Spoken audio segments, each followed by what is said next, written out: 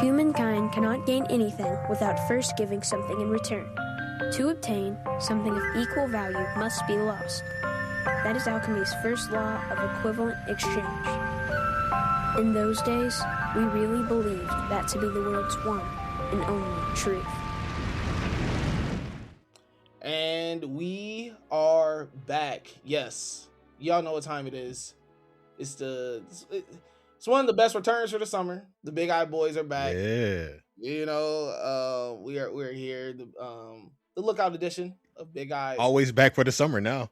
Always back for the summer. So y'all can get all the manga talk and get all the AD and LJ shenanigans out of the way for the summertime because it's hot out. You know, we in thought mode. Well, 88. 80's a faithful black man. Me. Going crazy. I gotta, you know, I'm in the cut, keeping everything in check, but you know, like cool for the both of us. So yeah, this weekend, but that I would touch on more of that next week when we're back with Mills of what my life really looked like for the past 48 hours. That's gonna be crazy. Oh man, and we might have somebody on for that one too. That's gonna be the crazier part. Oh yeah, no, for sure. So I will recap. What this last week looked like. But you know, we connect back with Mills. But Big Eyes is back, man. A lot of manga talk happening here. Before we get into the season and talking about the AD, what's been good? What's been good in your life, bro? It's been too much good. I can tell you one thing that's not good right now, and that's the discourse that's going on between Hawks fans and whatever the fuck that they got going on. By the time this episode drops, it'll be the day of the NBA draft. Niggas is not happy with what's going on. I'm just staying out the way at this point. You know what I'm saying? I already know that we not winning nothing anytime soon. If we do, hey, I'm there. I'm there outside of State Farm Arena, shirt off, going crazy. Well, you know what I'm saying? I'm gonna be side talk ATL. You feel me? I'll be out there with Hood Anchor. Yeah, some crazy stuff gonna be going on. But nah, man, everything's been straight. You know what I'm saying? We got FIFA going on down here, so downtown's been crazy. You know, World Cup shenanigans been going crazy. Braves, we got injuries, but you know, it is what it is. We still holding strong with what we got. You know what I'm saying? But nah, man, everything's been good this way. I ain't gonna hold you. Overall, everything's been good. So I can't complain. How you been? It's Father's Day. How's everything going for you? Man, Father's Day, been feeling the love today. Appreciate, you know, while we're recording this, it's Father's Day.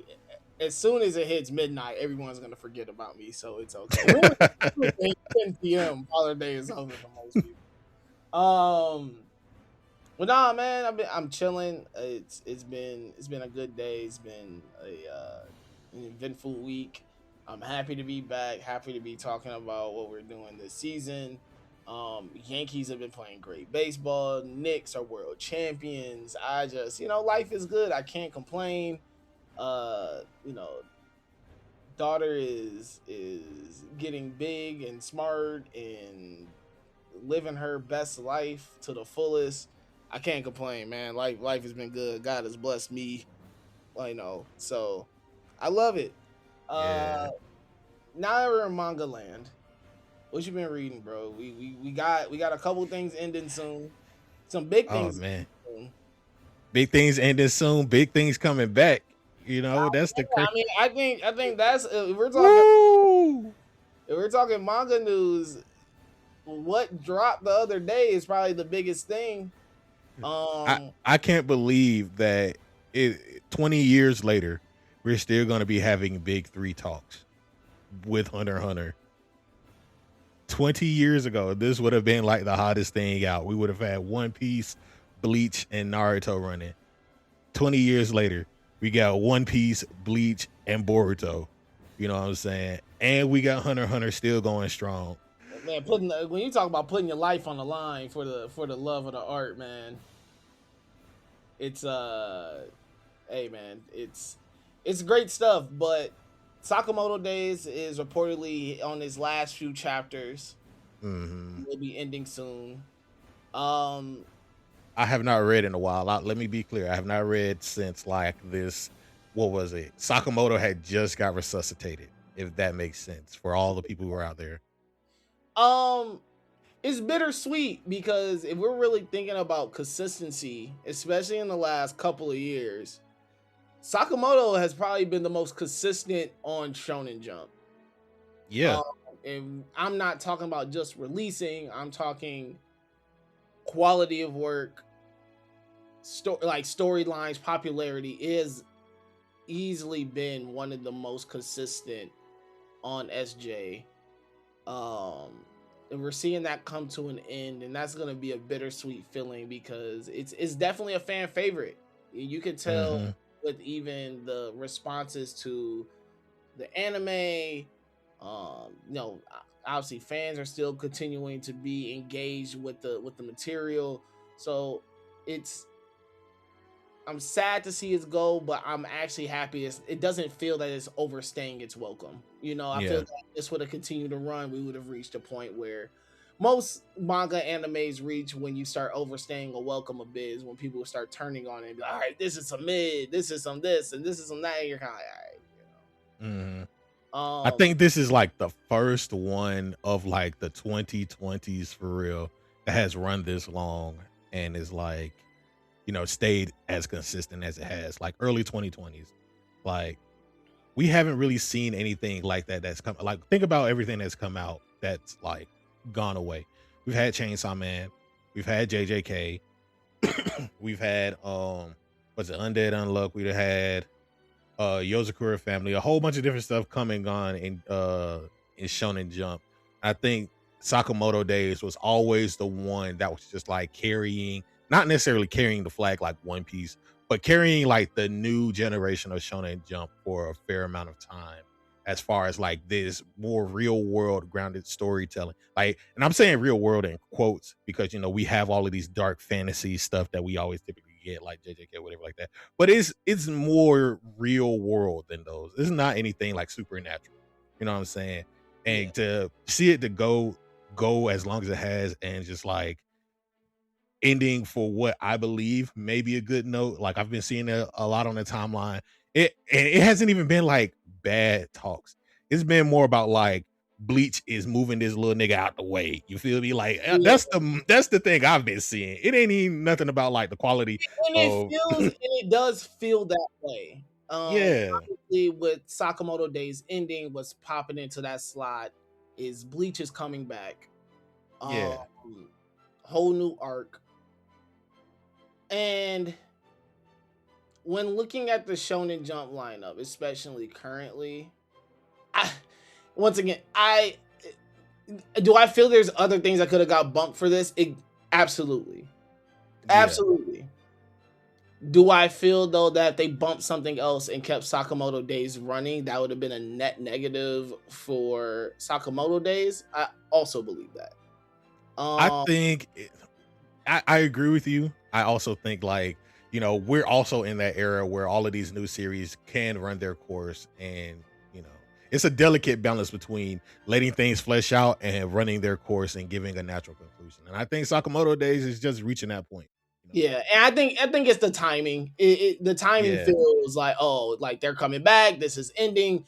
I feel Sakamoto Days would have been ending anyways if they weren't coming back with Bleach, but it's a big announcement. I mean, Bleach is coming back. Like you said, this is going to be the first time in I don't know how long that we're going to have the big three all serialized, all continuing at the same time. Obviously, Boruto is more of a spinoff than anything, but they're all running, and it's all happening, and so you're kind of like, nostalgia is playing a big role, I feel, in this, especially with the popularity of Bleach now, with it coming back with the 1,000-Year Blood War. It feels very timely. A lot of younger fans who didn't get to experience the beginning days of One Piece and Naruto and Bleach, when they were coming and running, they're now getting introduced to what I feel is a more refined version of all three. Yeah. If that makes sense. Like all of these writers have had time to, where in a time of crunch, they were getting sick and like having to push these weekly deadlines or whatever like that.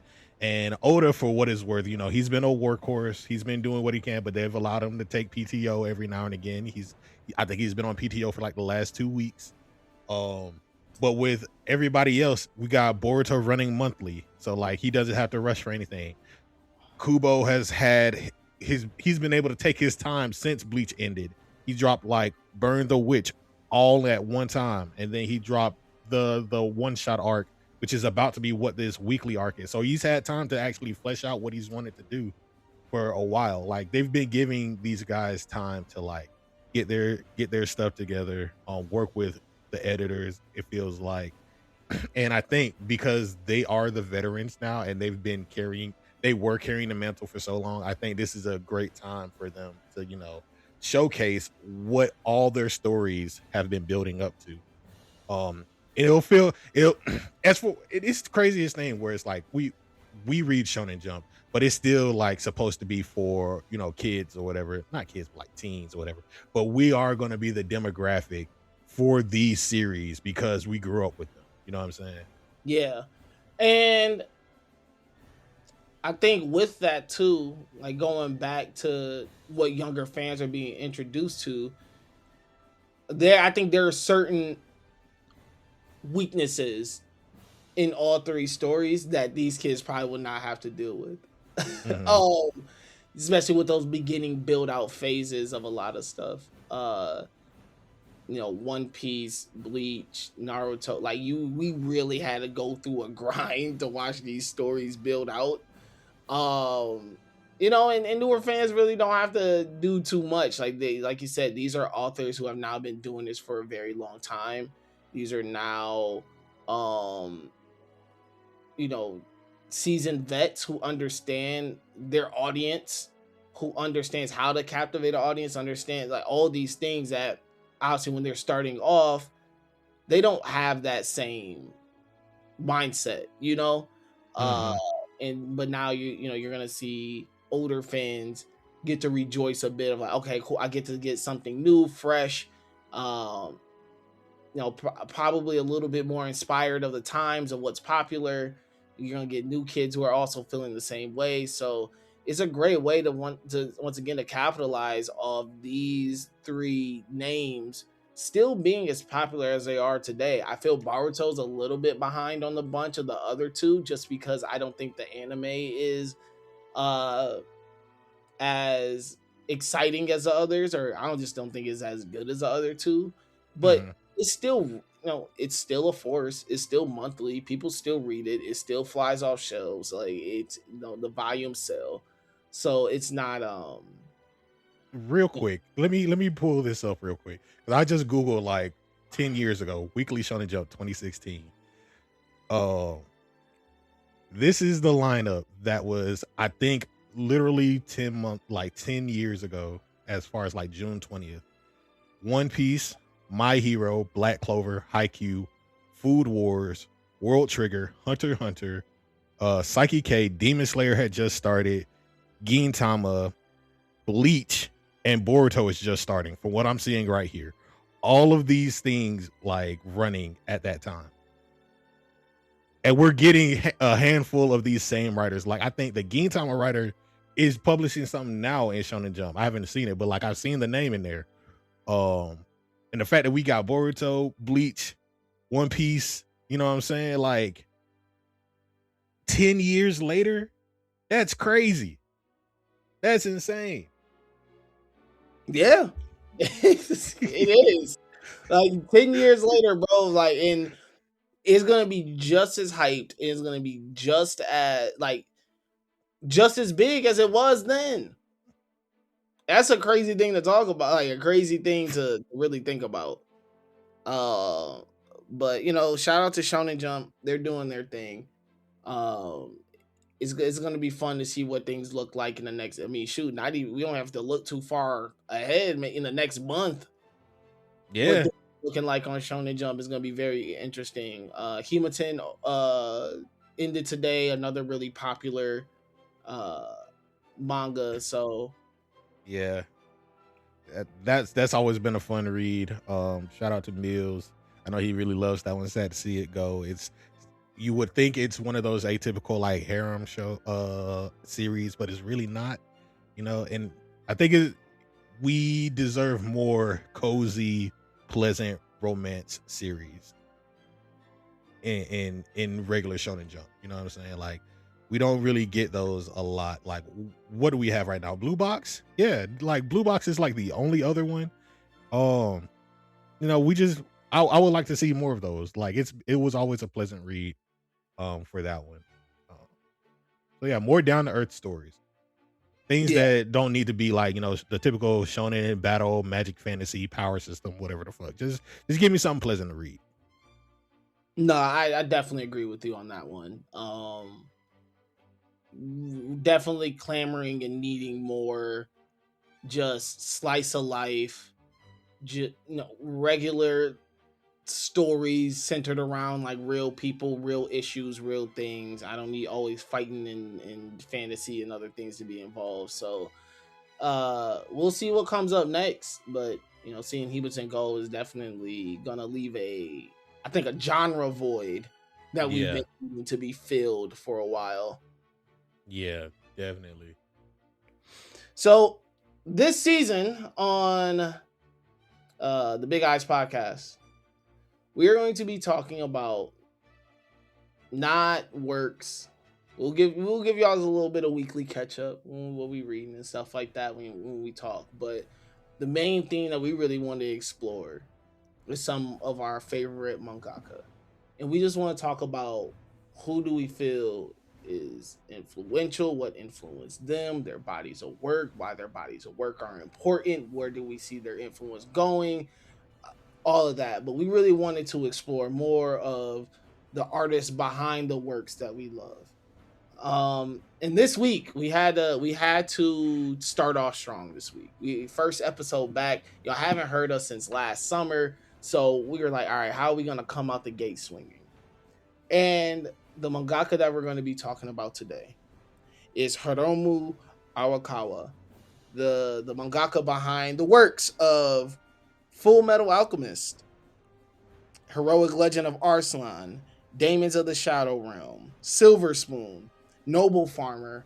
Her works have really just taken off and created a life of their own. One of the greatest ever. Full Metal Alchemist is considered one of the, if not the greatest manga and or anime to ever been created. And when we are back, we will deep dive into the work and life of Hiromu Arakawa. How are we gonna do this? How are we gonna live without her? We're not, Al. We're going to bring her back.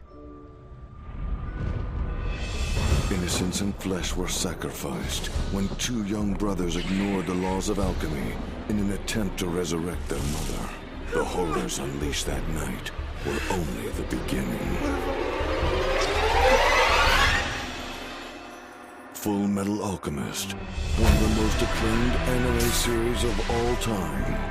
A tale of darkness and light, a tale of brotherhood, a tale of war and corruption. State alchemist Edward Elric and his brother Alphonse searched tirelessly for their last hope to restore what was lost.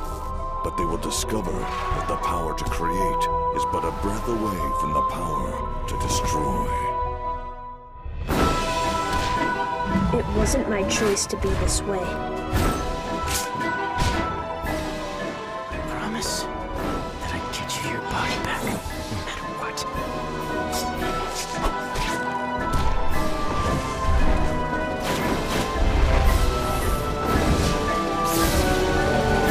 Daddy has a lot of work to do. Bye-bye. Full Metal Alchemist, coming soon. So the funny thing is that her name isn't Hiromu. It's Hiromi Arakawa. When she created her pen name, she started off as an assistant at Shonen Gangan, and when she finally got a chance to write her first, chapter story, get it serialized into the magazine, she chose to drop the I and make it a U to make her name sound a little bit more masculine. Um, which there's is a sad. I know, right? And there was an interview where she talked a lot about though her want to write more shonen stories and shojo. And one of the biggest reasons she talked about was that there's this misconception that young girls and women did not actually like reading shonen. But she was like, when you look at the numbers and you actually just go out and just see what people are reading, a lot of young women love these shonen stories. So for her, it was very important. She wanted to write a shonen story from a woman's perspective, essentially. She's like, I didn't want to do any shoujo works. I wanted to do something that was meant, or typically was meant to go for young boys, but she wanted to present it in a way that shows how much actually like young girls, young women are really in love with the shonen genre. So when she got her first chance to get serialized Stray Dogs, she changed, dropped the I, went by Hiromu Arakawa, and that just stuck as her name throughout. Um, but yeah, when we're talking about, we're talking late '90s, early 2000s, Mhm. um, where I mean, you got to really think what was running at that time. God, we Yeah. got like Like, I think Naruto was out at the time. I think Rave Master on the Shonen Sunday out at that time. One Piece was getting bigger than it was at the time. Um, I think Yu-Gi-Oh had some stuff going on at the time. It was a fair amount of shonen stories, but a lot of them weren't really like things that I would say could be more of from a woman's perspective in a shonen story. They were always chasing like the boy's dream and the boy's fantasy of being the best at what it was. Where if we get something like she starts writing Full Metal, and from the perspective that takes, it's two boys losing their mother and essentially messing up and trying to cheat death in a sense, you know what I'm saying? Like the path that story takes is drastically different from any of the other things that I just mentioned. You know what I'm saying? Like, even for something like Hunter x Hunter, we get Gon's perspective and him chasing his father and like trying to hunt him down. The a story that I could say would more closely align with that is probably to Kurapika in Hunter x Hunter, you know, but like we're still following Gon for most of the time. We don't even get Kurapika stuff. So like thinking about like what was serialized at the time, um, I want to say more of the when you think about like stories that was coming out as far as like shonen, she definitely pivoted into a direction that I think not only young boys could like get behind and understand, but even adults, like everybody has to deal with the grief of loss and everything. And just taking that and putting the two central characters as siblings and their journey to like reclaim what they've lost, even though that they're still here and they have each other, and what that meaning in the story the meaning and story behind that is really powerful, and something that I think that uh, when I was first watching Full Metal Alchemist, I was drawn to that. Like I didn't think about anything else at the time. Like for me, I think Full Metal Alchemist, at least like the anime, came out when I was like 8 9 years old, and that's when I first started watching it. And at the same time, I'm like, Dragon Ball, people are fighting, trying to get stronger. People die, but they can always come back. Things like that. Things that really feel like they don't have any consequence. But with Full Metal Alchemist being one of her first works and showing the weight of consequences and choices really matter, and like how people go about doing the things that they do really shows like what she was capable of doing with her pen early on, and like what she was pushing the narratives for. I feel like that was really influential for a lot of people. Absolutely. And then also too, when in comparison to the other ones that we're talking about, I'll just keep it very big three, like Bleach, Naruto, One Piece. Couple others that were kind of happening around that time. I mean, Death Note is 2003, very still early in the Full Metal Alchemist story. Because Full Hmm. Metal Alchemist runs until 2010, right? Yeah. Um, but one thing that you can read and see in Full Metal Alchemist that I feel that the other stories don't is one, the premise is centered around two boys losing their mother in the aftermath of that, right? Hmm. And also what it does is establish so many strong women characters around them Yep. that aren't, used as kind of as this, fan service or, you know, some way to just kind of push them. They play a huge role in that story, Yep. and I think that that is what sets it apart and actually elevates it more than everything else that was happening around it. Is the Hmm. fact of how she was able to create these strong female characters and and have it complementary to all the other even strong male characters that are a part of it. It's just a good mix, and you just see them intertwine and interact and have these strong personalities. And it isn't just like, oh, she's just here because we need a love interest. She's not here because we need a moment of a fan service in this. It's like, no, is playing an actual role, an actual part, and you see it throughout, and it switches from woman to woman. There's multiple of them. Even the one that is Yeah. supposed to be the love interest with Winry, like we see her own internal struggle, especially that moment where she meets Scar. Yep. Um, but also just the role that she plays, where she's like, no, like I'm going to learn how to be a mechanic and build these, this auto mill and do this and do that. She continues to grow and learn, and she's tough, and her grandmother is tough, and you can see how she's made her tough. Hmm. um these are, but there's Like also even with like the teacher, you know what I'm saying? Somebody who can't have kids, but she became their mother figure, you know what I'm saying? Like she put out strong women characters without sacrificing what they mean. Like when you think about somebody like Lust, like who is supposed to be the embodiment of sexual appeal, like you know what I'm saying? Like even her character is very strong and depicted in a way that makes you like feel for what she represents as far as like the homunculized side of things, and like them just being these artificial creations, you know? Like she was able to depict women in such a way that wasn't demeaning and wasn't like, you know, giving away the fan service or appeal to them. Like you could appeal to these characters as if they were like grounded and regular human people. You know what I'm saying? Like you can relate to them. You can understand their plight and what they're going for without actually like being demeaned. Like I think early on we get what's her name? Rose, the girl from like the first episode, and how she wanted to bring back her boyfriend.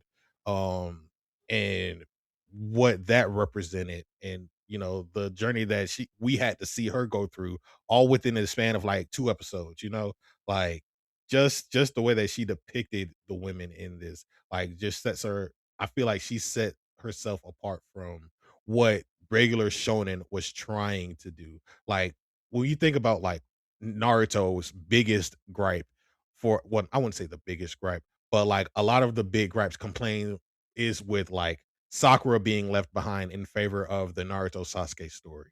You know what I'm saying? Or like somebody like Nami in early One Piece who doesn't get a lot of shine, but she does what she can because she's the navigator. But is this all that she's cracked up to be? You know, like she was able to balance and flesh out a lot of her women characters without sacrificing anything in regards to what they represented, you know. Yes, and it is very prevalent throughout. And one thing, it's the thing that I feel takes her story from one level and moves it into a whole nother stratosphere, like moves it into a whole nother realm. Mhm. A little bit more just kind of like digging into her background because I feel it is very interesting. Like her actual Arakawa's life story is is something that when you figure it out and you read her works, you're like, oh, okay, I can see why now. Like you could see some of those influences. So she was actually raised in pretty much farming and farmland and agriculture. She talks about, not being from an actual big city. In the city that she was living in, they didn't even have a bookstore. Like she had they just had kind of these manga stands in the stores that she would go to. So that's how she got introduced to manga. But her life, like she said, her family were dairy farmers and potato farmers. Um, which is Mm. also funny when you think about Ed's hate for milk. There's some funny irony there. But Yeah. so pretty much she's from this agricultural background. But she falls in love with manga. She talks about some of her early influences is Suho Tagawa. He wrote Norakuro. I'm gonna be real, don't know what it is, have not read it. Yeah, But nah. but also Takahashi, Rumiko, Ranma 1.5, Inuyasha, and the duo Yude Tamago. They're the guys that are behind Kinnikuman. Yeah. So she talks about kind of those early influences, what influences her art, what influences her storytelling. You can really see a lot of Ranma 1.5 in in some of her, especially in her artwork. I feel like I can see it a lot. Mhm. Um, and even in like kind of her storytelling, and especially like when she does drive in the humor, it is kind of geared towards like that. And you watch, if you watch those shows, you're like, okay, I could see how she's getting those influences from there. Mhm. Um, After that, she's taking art classes. She's drawing her own manga. She finally gets a chance to go to Tokyo, which is a like culture shock for her. You see And that in a lot of manga too, or like a lot of yeah, anime. yeah, like she talks about, man, like having to go to the store and buy her own groceries for the first time. Like she's like, it's not like I'm going to my backyard or bartering with other farmers. It's a big culture shock. But she starts off as an assistant at Shonen Gangan, where she was there assisting, working hard, and finally gets her first shot in 1999 to write Stray Dog. Ran from one chapter. Immediately after that, she gets to start writing Full Metal Alchemist. That's in 2001 to 2010. Um, and it becomes the biggest Shonen Gangan story ever. It had generated over $80 million of revenue for them. And to put that into perspective, she was running the same time as Soul Eater and was smoking Soul Eater. They're both running in Shonen Gangan, and she's beating Soul Eater. Like that's how big Full Metal Alchemist was. Um, and the nice thing about it is that, like, she actually was able to not only write the manga, but she actually did have a hand in both anime adaptations. Uh, Yeah. she was one of like helped assist some of the writing in the first adaptation, and then the second adaptation she was a little bit more hands off, but she worked really closely with the directors.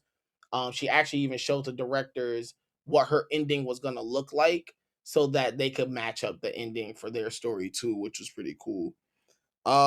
But no, like one big thing that really got her into wanting writing Full Metal Alchemist is at that time she was studying the themes and theologies behind alchemy in general. Mhm. and she spent a lot of time just studying those themes, really looking at like what is alchemy, uh, the real thought of a philosopher's stone, what it all was. She spoke about how some of the themes of it contradict each other. Yeah. However, the the theology behind it is what really drew her to it. Yeah, you could kind of see that it play a pivotal role between both anime. Because when you get to the end of, I believe, the first one, 2003, that's where it takes the drastic shift because she hasn't completed it yet. But with the Philosopher's Stone, I believe, and it's been a while, and you can't watch. For some reason, they took all of 2003 off the internet. They scrubbed that bitch. Like it's nowhere on the streaming. But I believe it takes the form of like being able to get people's bodies back, but you get teleported to a different, like, real world, like our actual Earth in like World War I times, where the other half of your body exists or something. It's something like that. So it's like it is able to grant wishes, but as like a monkey's paw cost. Whereas with Brotherhood, you get to actually see what type of direction that she wanted to take it. Like it's possible, but it's still a cost that comes along with it, especially when you get to the end of the story and what the truth behind that door actually is and what the truth really represents and how she was able to depict that with this fantasy story. Especially when it comes down to the theme of war and like sacrificing so many lives to make this cause happen. Um no, she was really, I feel like you could actually see what type of story she was going for, and as she was learning more about it, you could see the direction sort of shift into what she was going for. Yeah. And also too, she was really into his like historical context and like historical studies. So obviously one of the biggest stories in there is Slavic people, which a lot of us, even us, even we talked about it before, we're like, oh, these are Middle East, these are Middle Eastern people, and that was part of her influence. But it was one of the biggest inspirations she had was actually the Ainu people, Mhm. that were in Japan. And she talked about how her ancestors were part of the people who drove the Ainu people out. And she was like, it's crazy because you look at some of my relatives and some of my ancestors, they have Ainu blood in them, and she really looked at that tension between the Ainus and everybody else, and like really deep dive and make that a critical part of the story, because she's like, it's crazy we could treat someone that we share a land with in this manner and in this way. And Mhm. it's just ironic that how that happens, but that's really where she got a lot of the Islam, uh like inspiration from. Mhm. So once again, bringing in those themes of alchemy, her historical studies, and then even her background of the agriculture, of seeing, like, you go throughout the lands that she builds in some of these stories, like being a farmer and like knowing how to grow your own food, and just even the biggest theme of Full Metal Alchemist was is, to the law of equivalent exchange. The reason why she even made that concept is because she was like, that's pretty much what you learn working on the farm. Mhm. Whatever you put in is what you're gonna get out. Yep. And that becomes this huge theme, and you see it throughout, even at the end when Ed is he loses his powers of alchemy. He, pretty much he just goes back to being a labor worker. Yeah. And You he see, accepted that. yeah, he accepted that, of just like, hey, I'm gonna work the land, I'm gonna do this, I'm gonna do that. And it kind of ties in once again how this kind of simplistic life is actually full of honor and hard work, and how it goes back to that even after having a life where, you know, he's making gold, he's doing this, he's living a pretty good life, he ain't hurting, like Mhm. he's traveling the world and doing this stuff, and now he's kind of going back to, okay, now I'm back home, now I'm back on the land, and his attitude and towards that. Really quick, who do you think is the most like realized character in Full Metal? Like out of everybody that she was able to depict, like from Maze Hughes, who do you think you resonate with the most? Who do you think is like the most realized character that feels like this is the best character? That's not like Ed or Al. You know what I'm saying? Like we could Um, talk about them, but I think no funny. I think Winry. yeah. Yeah, I think Winry because you see her journey a lot differently than you look at everyone else's because she's not an alchemist. Hmm. And although she plays a pivotal role and she's affected by kind of all the events that are happening, like she's not really in the heat of battle, but she supports it a lot. Like you really see it from how an outsider is getting affected by all these things, right? Hmm. You see Ed and Al and even Scar. I mean, I think that's another character too that I think I resonate with a lot of him having to battle this this internal battle of learning to work with enemies and figuring out who the real enemy is and like wanting to defend your people and all that. But I think with Hmm. Winry, it's just a little different because you really just see how her support helps elevate them, but also too how she just was so much affected by the war, losing her parents, having to look at the killer of her parents in the eyes and have to make a decision of like, yo, like, I don't know what to do with this. Like I want to get revenge, but I can't because it's just Yeah. not it's not in my spirit, it's not in my DNA to be able to do this. Um I think right, like I said, if we're talking about a character that really resonates and that you can feel that are outside kind of the main characters, for sure she feels like the most grounded out of all of them. Yeah, no, I might be right there with you on Winry for that exact reason. The only other person who I could probably think of is like Roy Mustang, just because of where he starts and like how he is able to navigate the military with his, I wouldn't say navigate is the proper word, but how he's shown to like protect the people who work under him, work for him. He's still a down to earth character. He has his vices and everything, but he's still always looking one step ahead. He's looking to move up the chain. Like he takes what Fuhrer Bradley it represents, and he wants to aim for that spot in a way, but he knows that it's a long way to go. He has to make the hard decision sometimes. He has to reel Ed and Al back in, like, yo, y'all gotta chill out for a second.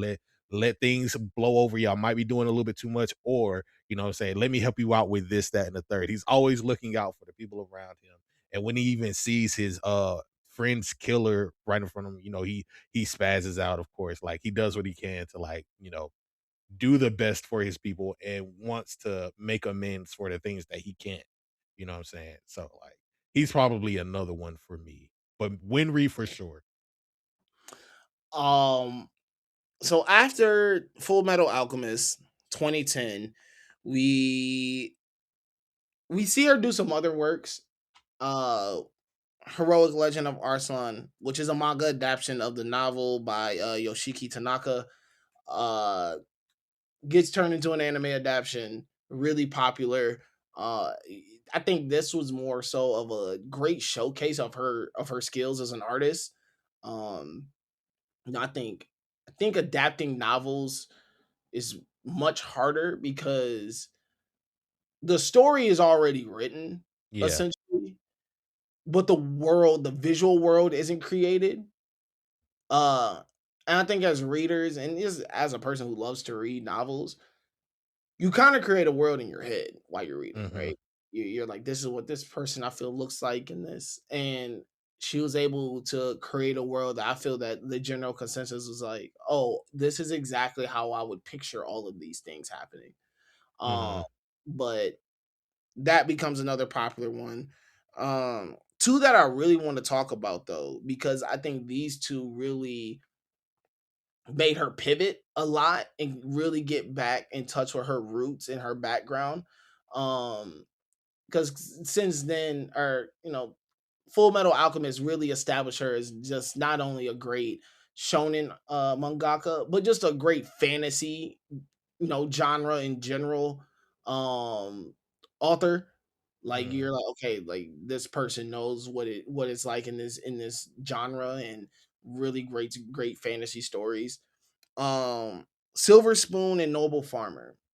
So Silver Spoon is about a young man who gets accepted into this agricultural school, and he goes there and he kind of figures out that this farming life stuff is much harder, but it gives a real detailed and I think realistic look of what it's like to work on a farm, what it's like to work on, with animals and food, growing. You, know, you can tell that a lot of her life is put into that book. Yep. Not only that, but with Silver Spoon, you can also see like from where she is right, like the perspective that she's writing from is also towards a more modern era society, because she is also talking about like bioengineering and like how to clone animals so that they could come out with the same, like, type of beef or protein or something like that, so like it's in a way that showcases like, no, this is not simply just farming. This is about, life of agriculture in the 21st century, and how to navigate that, and like how much of that is has she actually lived. I think she said she went to an agriculture high school. Um so like the fact that she was able to like in showcase like this is how she grew up, what her experiences were, and at the same time write a story about somebody who's not necessarily into this, but look at the people around and showcase this is what we as these characters are experiencing, what our desires are, and essentially giving like a detail of what are your dreams and goals are. One of the pivotal shonen things. Like, what are your dreams and goals? What are you shooting for? And the fact that we have a main character in that really isn't like them. He's more of like a transfer student, and like has to navigate this high school trying to figure out what is it that he wants to do in his life, even though he's good at math and like the basic subjects or whatever like that. The fact that you have to do other things like tend to horses, sort eggs, find out like the anatomy of these different animals, and like, do field work. Like, man, listen, I every now and again I work in a field. You know what I'm saying? I work in a garden or whatever like that. Y'all be LJ, I know you be seeing me post the stuff, man. Listen. Man, listen, Like he really be in the field. When they all talk about being in the field, I'm like, oh man, nah, this dude is nah. We need a bonus episode. We talking about growing tips, man.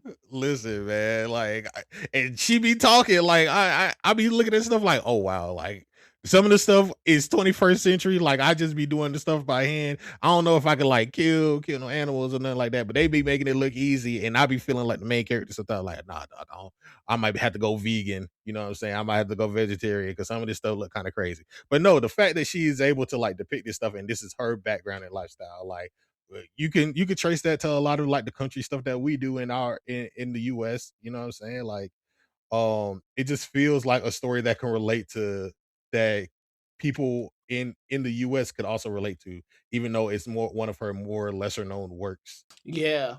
And then even going into Noble Farmer, which is a legit like autobiography of her Mhm. life, which like all of her works gets an anime adaptation. I don't know how many mangaka can say their autobiography got an anime adaptation, but she can. Um, but once again, it just gets back to her roots, gets back to this like her talking about farm life, and not just like her life as a whole, but even talking about what does it take to uh like raise dairy cows and the Mhm. certain diet that they're supposed to have, and how do like it really talks about all that, and then but it also ties in her love for art and how she's trying to figure this out. I love the fact that she doesn't draw herself as a human in here, but she uses the cow artist picture that she uses in the magazine. um So she uses this, like her really uses her background to influence a lot of her work, and you see it in everything, and it's actually really cool, and actually just how knowledgeable she is about it even makes it more of a prevalent point, because it's not like she's just kind of like, oh, they're just in this setting and that's it. Hmm. That's really easy to put someone in a farm setting and they're just kind of writing around it. She's like, no, they live on a farm and this is what their daily life looks like. This is what this looks like. This is how you actually properly do this. Like, to give a real full picture of what it was like growing up in that type of setting and growing up in that type of environment. And her using that to either push characters, their development, um, relationships, like using that is once again just a sign of how great of a writer she actually is. Yeah, absolutely. Um, I just think that like the fact that you can make your life feel so realized and inspiring in that way, like I don't know if she intended to do that, but the fact that it does do that to where people are like, no, we need this out now. Like, let's go ahead and adapt this any way we can, you know, and showing her art style.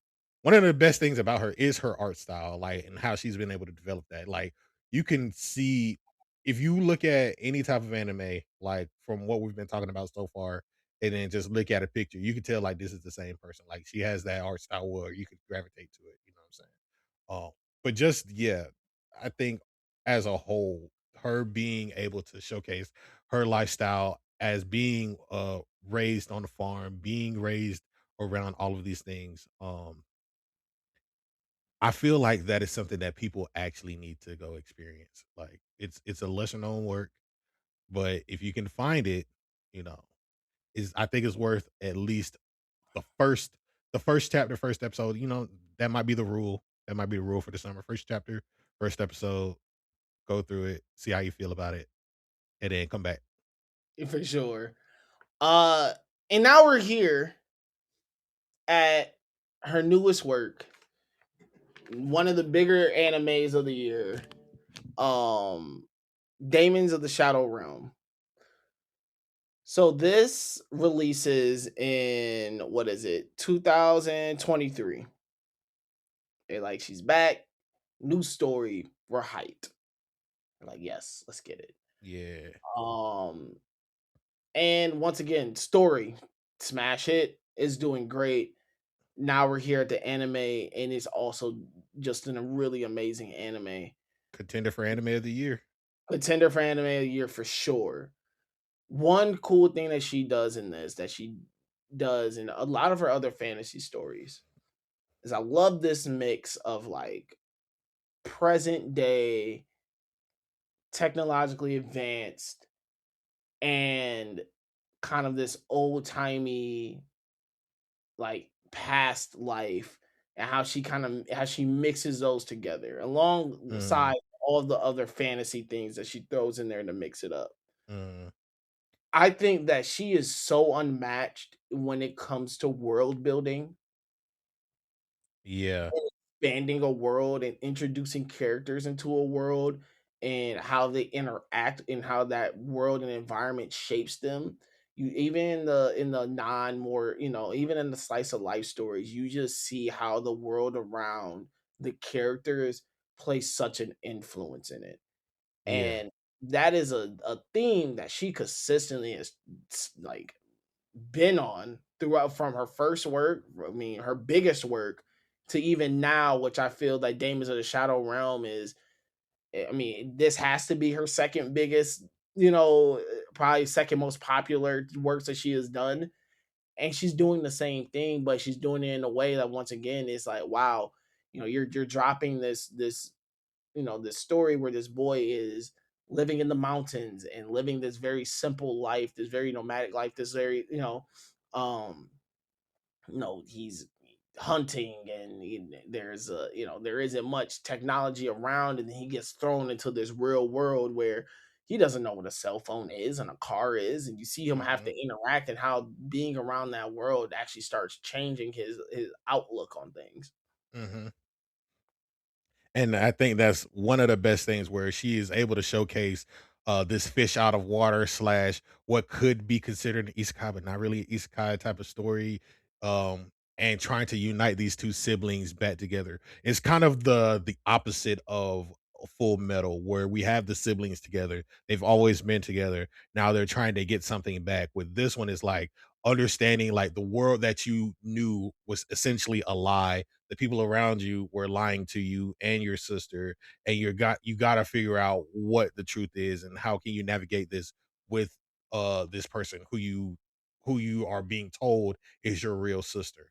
You know what I'm saying? Like it's just a good series, I think, right now, that still showcases what her strengths are in like interpreting like the farm life, the village life stuff, and then just shifting that all the way around to like the 20th century, 21st century with technology and how to navigate that while still having the main character showcase like the things that he learned in the village that he grew up in. um we get that with Dragon Ball, you know what I'm saying, but he's not as simple minded as Goku. He's quick on the uptake. He's a hunter. He's more like Gon in a way, probably smarter than Gon. I think is something that is to be said about like the characters that she writes, that they aren't just simple minded. Of course, they just don't know any better because they're still learning. But you could tell that he's eager to learn more about this new world that he has to now live in, you know. Um and I think that's just a testament to like all the characters that she is able to work with and still showcase like now that he has a sister, what is she like? You know, like she's able to she's able to draw and realize strong-minded women characters. And I feel like we're gonna see more of what she believes it through the sister, because I think I'm on like episode 10 or so. Um After this, I'm probably gonna binge the entire manga just because I'm loving like the direction and like the twist that they're giving it. It feels very supernatural. It feels more like Pokemon in a way with the storytelling, which gives it a little bit more wholesome shonen feel because you can capture Daemons or whatever like that. It's different enough from Full Metal while still feeling like there's enough material here to uh pull any natural reader in. And it's gory and it's violent. You know what I'm saying? People love that, you know. Know how to get down. At the end of the day, she's like, hey, this little shonen. Yeah. I know how to do a battle. I know how to throw Yeah. the hands too and make a battle exciting. That's what I'm saying. Like she's just able to give a perspective and she's able to just give a an angle and still be like, no, but this is still a shonen story. Like this is not nah, like we finna really get down, we finna really do this. She is she's a different beast, man. And once again, why she had to be, I feel like just a perfect number one um option Yeah. to start off this series of mangaka that we'll be covering for Samurai Kame's house, because when we talk about the others and they all do really great things. um I think she had uh I mean, once again, being a woman writer, all this, she kind of had in wanting to do shonen and not being forced to be put in a box of writing a shojo or a slice of life or these things, that she just even felt that this is what a lot of women mangaka have to do. They have to Mhm. do this to be successful. And her jumping in and be like, no, I'm gonna do a shonen story because women do like shonen stories, and Mhm. does a shonen story that ends up becoming one of, if not the greatest shonen story to ever be written. Yeah. So we want to make sure that she gets her flowers. Shout out to Hiromi Arakawa. Um, really happy to even just deep dive into her work and being able to look at it in the ways that we have been. So we're gonna wrap up this episode of the Big Eyes Podcast. Me and AD, we're happy to be back. You already know where to listen to us and to find us. The Lookout RNC, wherever you listen to podcasts. Make sure you're subscribing to the YouTube. Next week, after you listen to this episode, next week, the Lookout Boys are all back. Special guest, Digimon Tamers. Yeah. Tamer? Okay, we're hopping into Digimon again, which is going to be really really fun. I can't wait. Risakai, Oh this yeah. right? Yeah, season 2, we're doing a ReZero next week. I believe it's gonna be Sentenced to Be a Hero, one of the winter darlings for this year. Um, yeah, gonna be a lot of good stuff coming out. Y'all need to also go listen to Hell's Paradise. That was a good episode, you Yeah, know. that was a good one, man. Hell's Paradise was on another fun one. I was happy that we were able to talk about and get out the way because we definitely get in touch on season 2, so that will be happening soon. Hmm. Um, but no, thank you guys once again for listening. Samurai Kame House is back. The Big Eyes Boys are back. Thank you very much, and we'll talk to you soon. Peace.